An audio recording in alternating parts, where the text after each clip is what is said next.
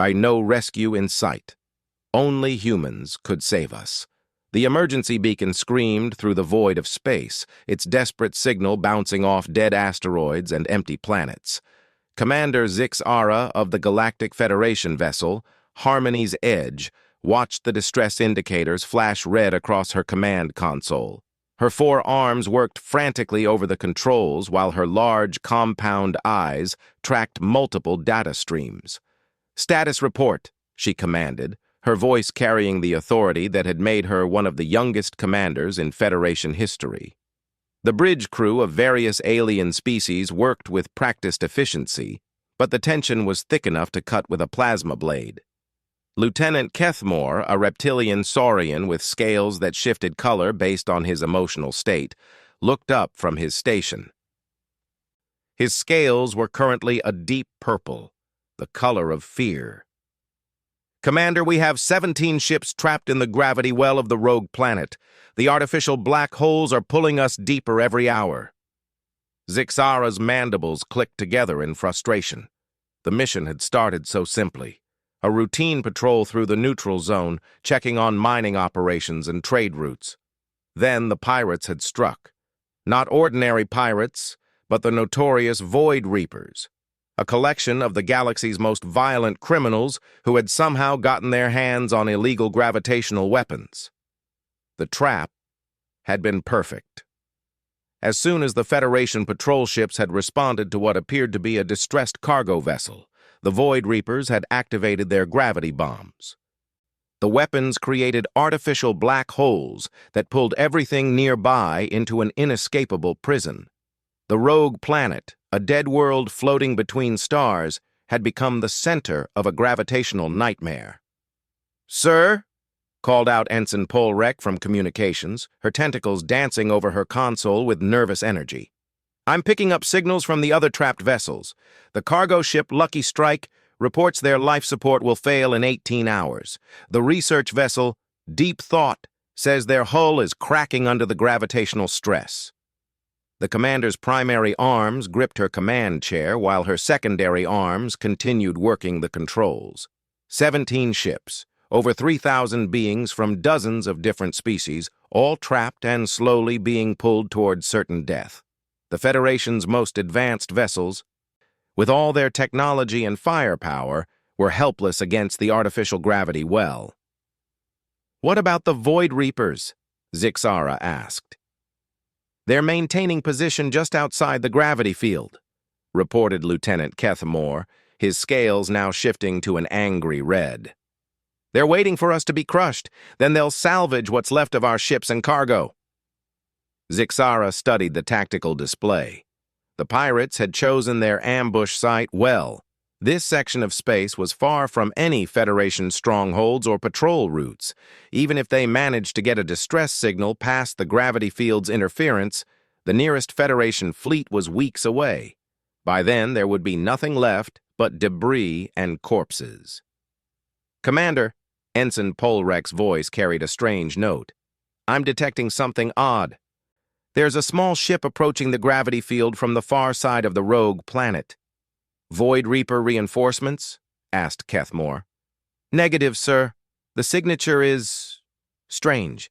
I've never seen anything like it. The ship appears to be constructed from primitive materials, but it's somehow maintaining stable flight patterns despite the gravitational interference."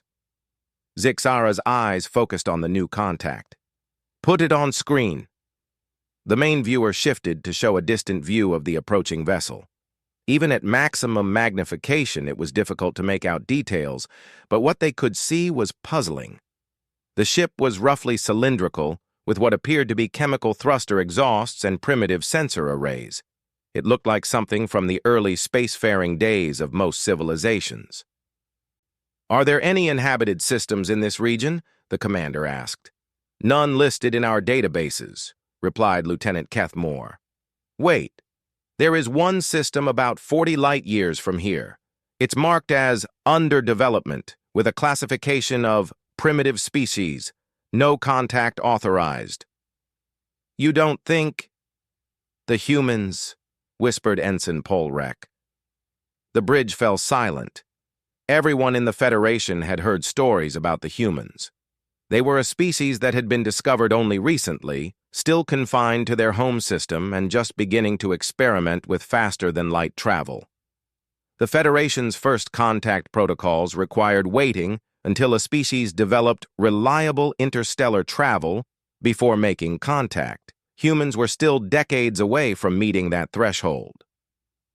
But the stories that filtered back from long-range observation missions were unusual. Humans were described as persistent to the point of insanity. They seemed to thrive in conditions that would kill most other species. They had a disturbing tendency to pack bond with literally anything, including their own predators. Most concerning of all, they appeared to be completely immune to the concept of impossible odds. "Sir," Lieutenant Kethmore's voice was barely above a whisper. "That ship, it's not following any known flight pattern. It's flying directly into the gravity field." On the screen, the primitive vessel was indeed heading straight for the artificial black holes. Any sane species would have detected the gravitational anomalies and fled. Instead, the human ship was accelerating. "Open a channel," Zixara ordered. "All frequencies." "Channel open, Commander." "Unknown vessel, this is Commander Zixara of the Federation ship Harmony's Edge. You are approaching a highly dangerous gravitational anomaly. 17 ships are trapped and unable to escape. Recommend you maintain safe distance and withdraw immediately." For a long moment, there was only static. Then a voice crackled through the interference. It was harsh, alien, but somehow conveying absolute confidence despite the primitive audio quality. "Federation ship, this is Captain Sarah Chen of the Earth vessel Stubborn Mule. We received your distress beacon about 6 hours ago. Looks like you folks are in a bit of trouble." Zixara's mandibles clicked in confusion. "Captain Chen, you should not be here. Your species does not yet have authorized contact with the Federation. More importantly, you need to retreat immediately. The gravitational forces in this area will tear your ship apart." Another crackling laugh came through the comm. "Commander, I appreciate the warning, but we've come a long way to help. My crew and I have been studying your situation during our approach. We think we might have a solution." "A solution?" Lieutenant Kethmore's scales had shifted to a color that didn't exist in any of his species' emotional charts. "Commander, their ship shouldn't even be able to survive in normal space, let alone in this gravitational chaos." "Captain Chen," Zixara said carefully, "I must inform you that our most advanced Federation technology cannot overcome these artificial gravity fields. Your ship appears to be of early-stage design. I don't see how—" "That's the thing about humans."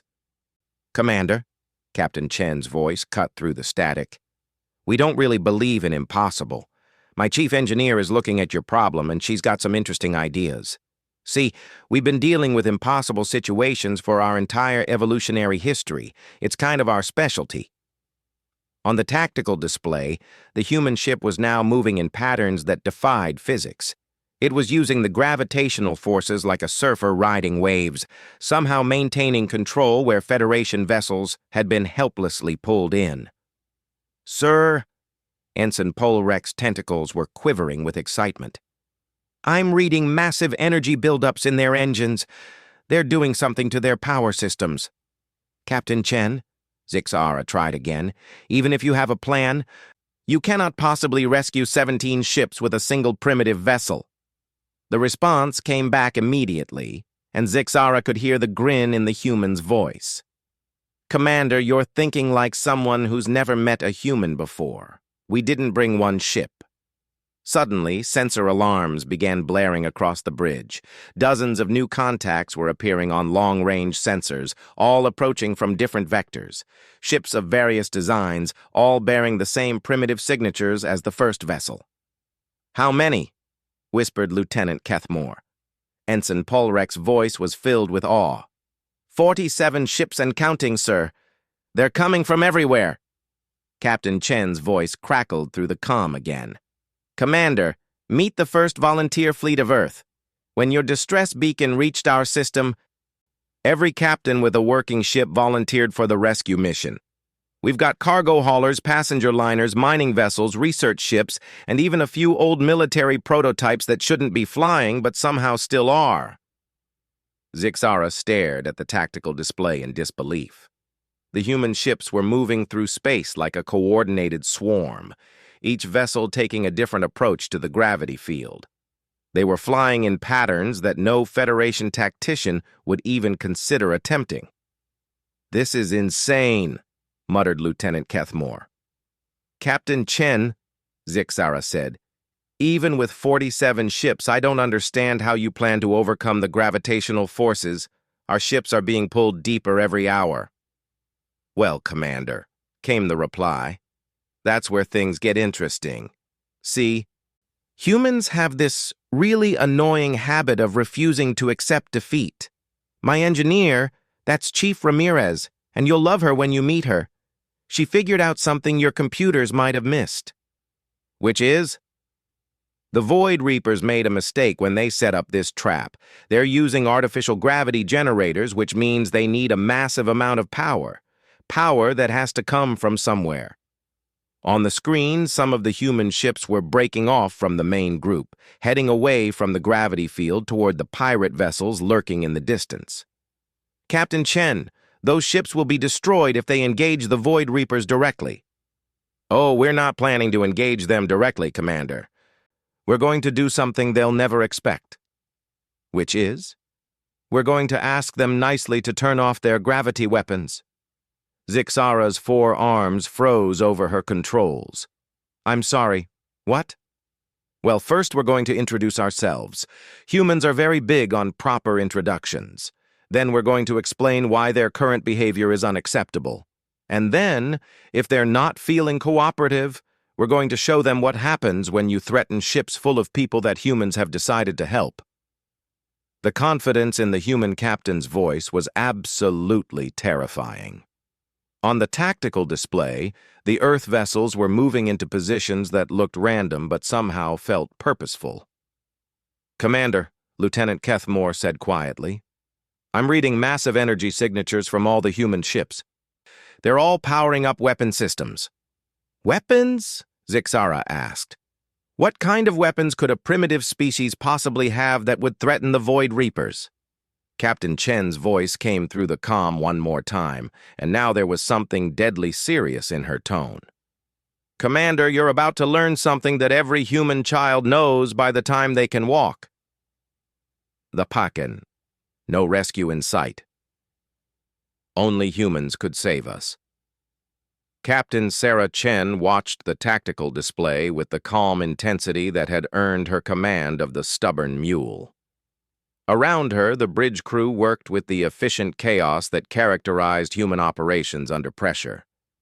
Chief Engineer Maria Ramirez was hunched over her console, her fingers dancing across controls that looked primitive compared to Federation technology, but somehow got the job done.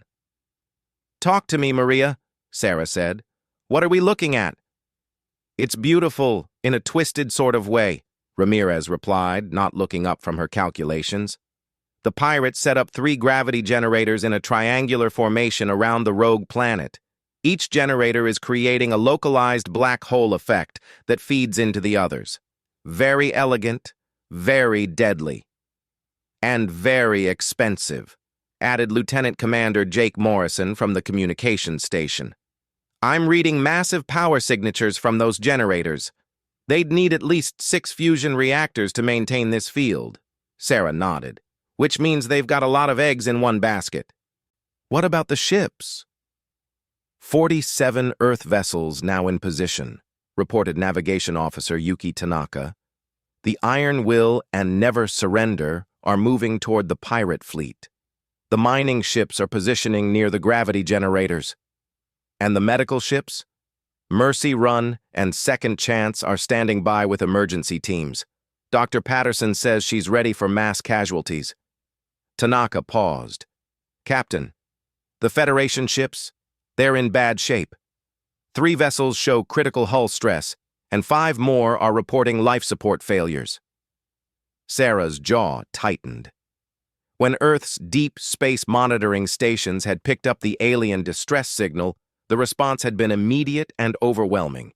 Every captain with a working ship had volunteered. The government had tried to stop them.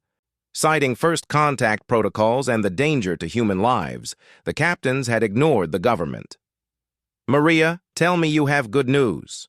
Chief Ramirez finally looked up, her face grim but determined. "I've got news.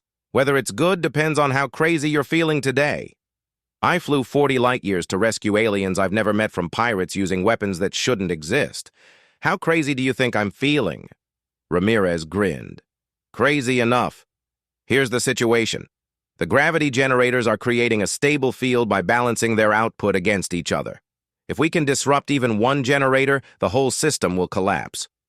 And the 17 trapped ships will be flung out of the gravity well like bullets from a gun. The good news is they'll escape. The bad news is they'll be moving at significant fractions of light speed in random directions." Sarah considered this. "So we need to not only break the gravity field, but also catch 17 ships moving at relativistic speeds." "Exactly. And we need to do this with primitive human technology that the aliens think shouldn't even work. That's about the size of it. And the pirates will be shooting at us the entire time." "Almost certainly." Sarah looked around the bridge. Her crew was waiting for orders, their faces showing the mixture of determination and barely controlled terror that she'd seen on human faces throughout history when they decided to do something impossible. "All right," she said. "Let's show the galaxy what humans can do when someone needs help." The plan that unfolded over the next 30 minutes would have been rejected by any military academy in the galaxy as too complex, too dangerous, and too dependent on perfect timing. It required split-second coordination between 47 independent ships with no unified command structure, executing maneuvers that pushed the laws of physics to their breaking point. The mining ships would approach the gravity generators and use their industrial equipment to disrupt the power flow.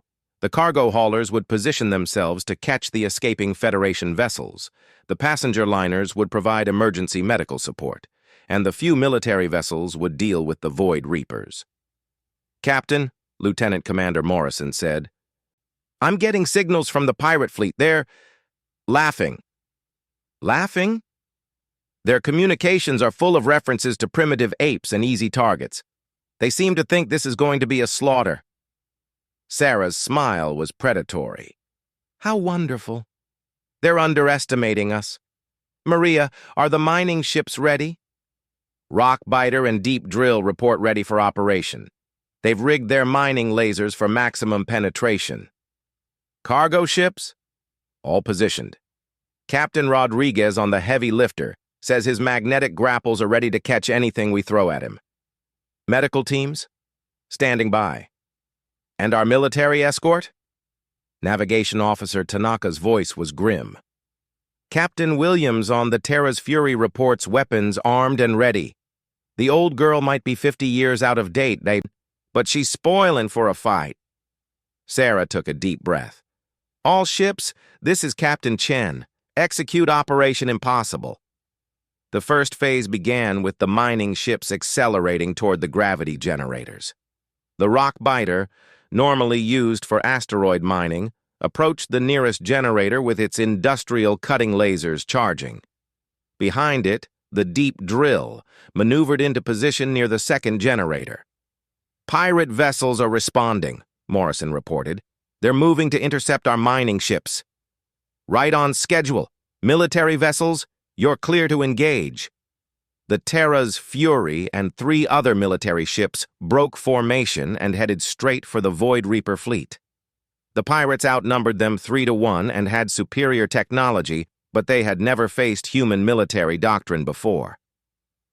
On the main screen, the space battle erupted in a display of energy weapons and missile exchanges.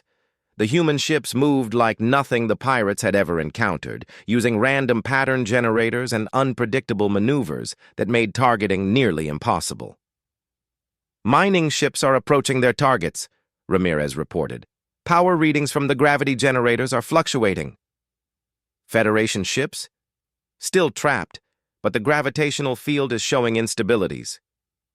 Sarah watched as the rock biter opened fire on the first gravity generator. The mining laser, designed to cut through asteroid rock, carved into the device's power coupling like a knife through butter. Immediately, alarms began sounding throughout the human fleet. "Gravity field collapse beginning," Tanaka announced.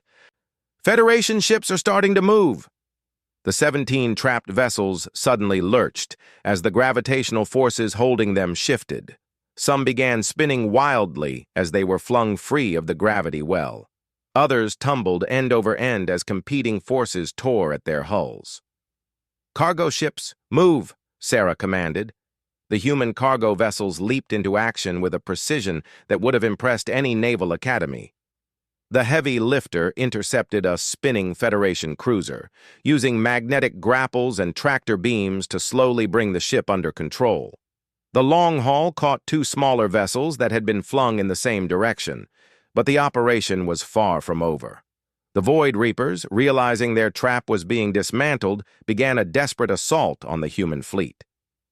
Plasma bolts and particle beams lit up space as the pirates tried to destroy the mining ships before they could complete their work. "Rock Biter is taking heavy fire," Morrison reported.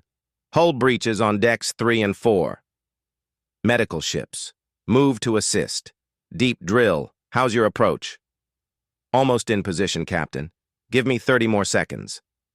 Those 30 seconds stretched like an eternity as human ships danced through space, dodging pirate fire while maintaining their rescue operations. The Mercy Run swept in to evacuate wounded crew from the Rock Biter, its medical teams working frantically to save lives. Then, the deep drill reached its target. The second gravity generator died in a spectacular explosion as the mining ship's plasma torch overloaded its power core. The gravitational field holding the Federation ships collapsed completely, and the remaining trapped vessels were suddenly free. But freedom came at a price. Moving at tremendous speeds and in all directions, the Federation ships were scattered across space like leaves in a hurricane.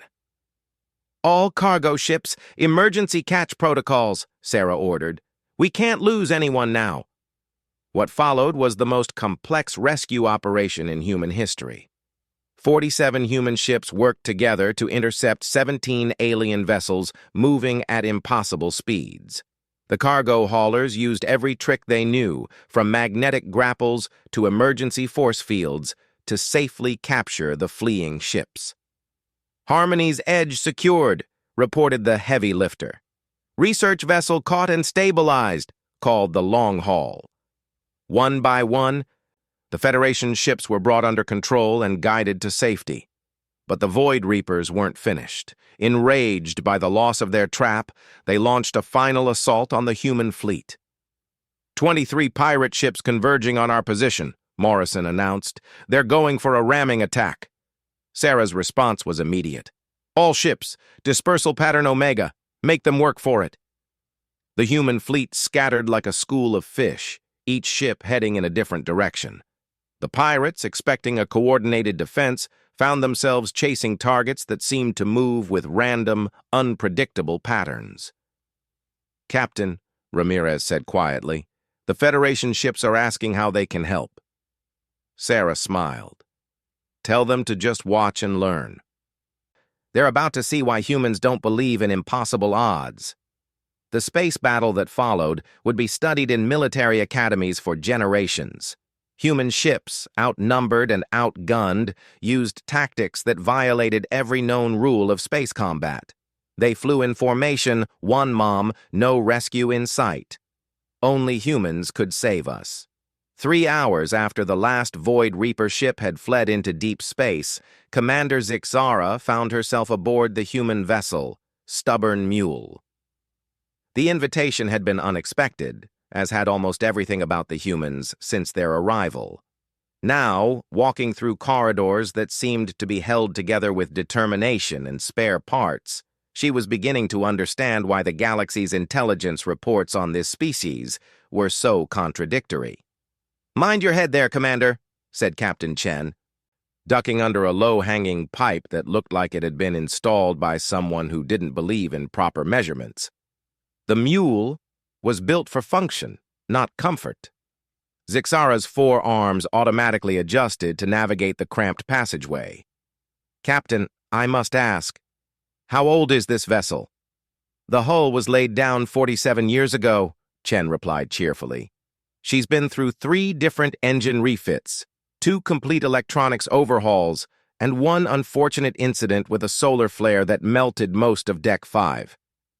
But she's still flying."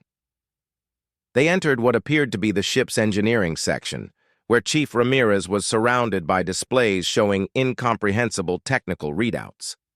The human engineer looked up as they approached, her face showing the satisfied exhaustion of someone who had just accomplished the impossible. "Commander, meet the woman who figured out how to break your gravity trap," Chen said. "Maria Ramirez, best engineer in the Earth fleet." "Second best," Ramirez corrected. "Chen O'Brien on the Never Surrender figured out how to modify our tractor beams to catch ships moving at 0.3 light speed. I just worked out how to cut through force fields with mining equipment." Zixara looked at the primitive controls and jury-rigged systems surrounding them. "Chief Ramirez, may I ask how you analyzed our situation so quickly? Our own computers spent hours trying to find a solution." Ramirez shrugged. "Sometimes the best way to solve a complex problem is to ignore the complexity and focus on what's actually happening. Your ships were trapped by artificial gravity. Artificial gravity needs power. Cut the power, no more trap." "But the power sources were protected by the same force fields that created the trap." "Sure, but force fields are just energy barriers. Apply enough energy to the right spot, and any barrier will fail. The pirates were counting on no one being crazy enough to fly mining ships armed with industrial cutting tools into a gravity well." Zixara's mandibles clicked in what might have been laughter. "They underestimated human determination." "They underestimated human stubbornness," Chen corrected. "There's a difference. Determination is deciding to do something difficult. Stubbornness is refusing to accept that something can't be done." A chime from the communication system interrupted the conversation. "Captain," came Lieutenant Commander Morrison's voice, "you're needed on the bridge. We're receiving a priority transmission from the Federation flagship." The walk to the bridge gave Zixara more time to observe the human ship. What struck her most was the way everything seemed to be constantly maintained and modified. Panels showed signs of being opened and worked on regularly. Equipment bore the marks of repairs and improvements. The ship felt alive in a way that Federation vessels, with their standardized components and sealed systems, never did. "Federation ships are built to last," she commented as they walked. "Human ships are built to keep working," Chen replied. "Big difference. When something breaks on a Federation ship, you replace the component. When something breaks on a human ship, you fix it, improve it, and make sure it doesn't break the same way twice." The bridge was a controlled chaos of activity. Human crew members worked at stations that looked like they had been assembled from spare parts and force of will.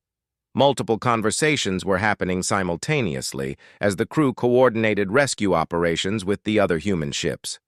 "On screen," Chen ordered as they arrived.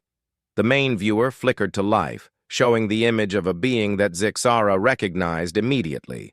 Fleet Admiral Korthvan, commander of the Federation's 3rd Battle Group and one of the most decorated officers in their service.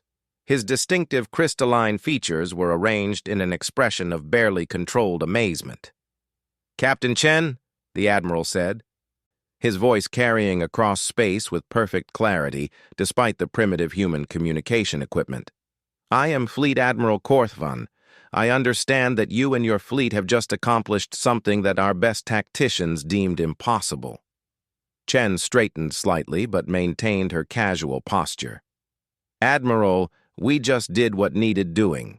Your people were in trouble and we were in the neighborhood." "In the neighborhood?" The Admiral's crystalline features shifted in what might have been disbelief. "Captain, you traveled 40 light years through uncharted space to reach us. According to our records, your species has never before traveled beyond your home system."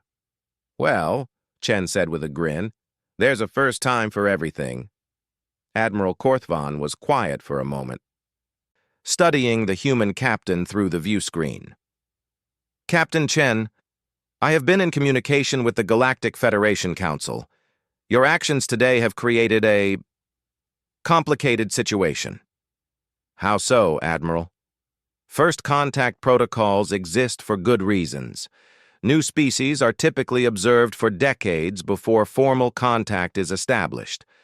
This allows us to assess their technology, their social structure, their potential threat level, and their readiness for galactic citizenship. Zixara watched Chen's expression carefully. The human captain showed no sign of concern or apology. Admiral, Chen said finally, with respect, we didn't come here to join your federation or follow your protocols. We came here because people needed help, and we were the only ones who could provide it. That, said Admiral Korthvan, is exactly what makes this situation so complicated. Captain, in the last 6 hours, your species has demonstrated advanced interstellar travel, sophisticated tactical coordination, innovative engineering solutions, and a complete willingness to risk your own lives for strangers. These are not the characteristics of a species that needs decades of observation. So what happens now? Now, Captain Chen, you and I need to have a very serious conversation about the future of Human Federation relations. But first, I have a question. Yes, sir? How many more ships like yours does Earth have? Chen exchanged glances with Chief Ramirez, who was trying very hard not to laugh. Admiral, the first volunteer fleet represents about 15% of Earth's deep space-capable vessels. Most of our ships are still in the home system, handling cargo runs, asteroid mining, and system defense. The Admiral was quiet for a long time. 15%. Yes, sir. Captain, are you telling me that Earth has approximately 300 ships capable of interstellar travel? Oh, no, sir, Chen said. That's just the ships with official FTL licenses. If you count the independent operators, the research vessels, the private exploration ships, and the ones that definitely don't have proper paperwork, we're probably looking at closer to 800 ships. Admiral Korthvan's image flickered as the communication system seemed to struggle with the transmission. 800 ships, operated by a species that was classified as pre-contact less than 24 hours ago. Admiral, Commander Zixara interjected, if I may, the humans use a very different approach to technology development than most Federation species. They seem to prefer modular, maintainable systems over standardized components. What Commander Zixara is politely saying, Chief Ramirez added, is that we build things to be fixed, modified, and improved by whoever happens to be working on them at the time. Our ships might look primitive compared to Federation technology, but they're reliable in ways that standardized systems can't match. Admiral Korthvan studied the humans through the view screen. Captain Chen, I'm going to ask you a direct question, and I need an honest answer. Does Earth have any intention of territorial expansion or aggressive action against Federation worlds? Chen's response was immediate and emphatic. Admiral, Earth doesn't even have a unified planetary government. We've got about 200 different nations, half of which are arguing with the other half about everything from trade policies to who gets to name newly discovered asteroids. The idea of us organizing a military conquest of anything more complex than a convenience store is frankly ridiculous. But you organized 47 ships for a rescue mission. That's different. That was about helping people who needed help. Give Earth a clear mission to save lives or protect innocent people, and we'll move heaven and earth to get it done. Ask us to agree on a consistent policy for interstellar expansion, and we'll still be arguing about it when the sun burns out. Admiral Korthvan's crystalline features arranged themselves into what might have been a smile. Captain, I believe you may have just solved our assessment problem. Commander Zixara, your report will be critical to the Council's decision-making process. Yes, sir, Zixara replied. Admiral, if I may, I recommend immediate formal contact with Earth. The humans have demonstrated all the qualities we look for in potential Federation members: technological capability, tactical flexibility, moral courage, and the ability to work together in crisis situations. And what about the fact that they seem to completely ignore any concept of impossible odds? Sir, Zixara said, looking around the human bridge, I'm beginning to think that might be exactly what the Federation needs. Captain Chen stepped forward. Admiral, if I could make a suggestion? Yes. Captain, instead of trying to figure out where we fit into your existing categories, why don't you come to Earth and see for yourself what we're all about? I guarantee it will be more interesting than whatever your reports say. Admiral Korthvan considered this for a moment. Captain Chen, you may have just issued the most dangerous invitation in galactic history. How's that, Admiral? Because I'm seriously considering accepting it. As the transmission ended, Zixara found herself looking around the human bridge with new understanding. These beings had traveled 40 light-years in primitive ships to rescue strangers, fought impossible odds with outdated equipment, and succeeded through nothing more than determination and creative thinking. Captain Chen, she said, I believe your species is going to change everything. Chen smiled and looked out at the stars through the main viewer. In the distance, human and Federation ships worked together to complete the rescue operations, their crews learning from each other and forming the first tentative bonds of what might become a lasting alliance. Commander, Chen said quietly, we're not trying to change anything. We're just being human. And as Zixara watched the impossible rescue mission reach its successful conclusion, she realized that being human might be exactly what the galaxy needed, and scattered the next. They used debris from the destroyed gravity generators as improvised weapons. They even used their own ships as bait to lure pirates into crossfires. When the smoke cleared, the Void Reaper fleet was either destroyed or fleeing into deep space. The human fleet, battered but victorious, began the process of rendering aid to the Federation vessels. All Federation ships report secure, Morrison announced. Casualties are surprisingly light considering the circumstances. Sarah slumped in her command chair, the adrenaline finally wearing off. Around her, the bridge crew worked with quiet efficiency to coordinate rescue operations. Captain, Tanaka said softly, we're receiving a transmission from Commander Zixara of the Harmony's Edge. Put her through. The alien commander's image appeared on the main screen. Her compound eyes seemed to shimmer with emotion as she spoke. Captain Chen, I don't understand how you did this. Your ships, your technology, your tactics, nothing should have worked, but you saved us all. Sarah looked at the alien commander and smiled. Commander, you're about to learn something important about humans. We don't do things because they're easy. We do them because they're right.